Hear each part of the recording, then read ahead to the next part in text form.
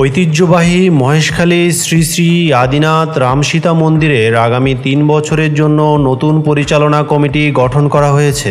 ২০২৫ সাল থেকে ২০২৮ সাল পর্যন্ত অনুমোদিত এই কমিটিতে অন্তর্ভুক্ত হয়েছেন এলাকার সুপরিচিত সমাজসেবক, সৎ ও নিবেদিত প্রাণ ব্যক্তিবর্গ।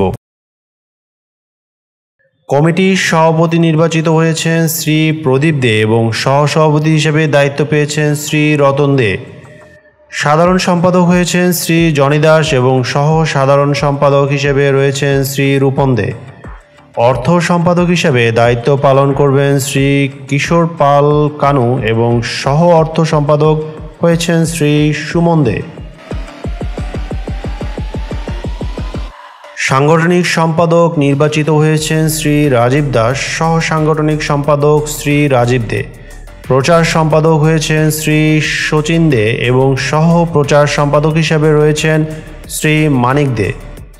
এছাড়া সিনিয়র সদস্য হিসাবে দায়িত্ব পালন করবেন শ্রী প্রদীপ কুমার দে, শ্রী তপন কান্তি দে, শ্রী প্রদীপ কান্তি দে, শ্রী শিপন ঘোষ, শ্রী হরিদাস, শ্রী সমর দে, শ্রী কমল দে, শ্রী রিপন দে, শ্রী সুজন কান্তি দে, শ্রী সুমন কান্তি দে এবং শ্রী বাবলা কুমার ধর।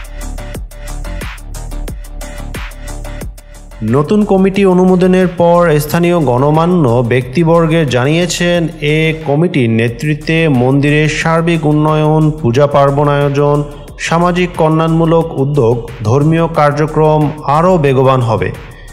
কমিটির সভাপতি শ্রী প্রদীপ দে বলেন, সবার সহযোগিতায় একযোগে কাজ করলে মহেশখালী শ্রী আদিনাথ রামসীতা মন্দিরকে দেশ বিদেশের ভক্তদের কাছে আরও আকর্ষণীয় ও সমৃদ্ধ করে তোলা সম্ভব হবে। এলাকাবাসীর প্রত্যাশা, নবগঠিত পরিচালনা কমিটি মহেশখালীর সাম্প্রদায়িক সম্প্রীতি ও ঐতিহ্য রক্ষায় গুরুত্বপূর্ণ অবদান রাখবে।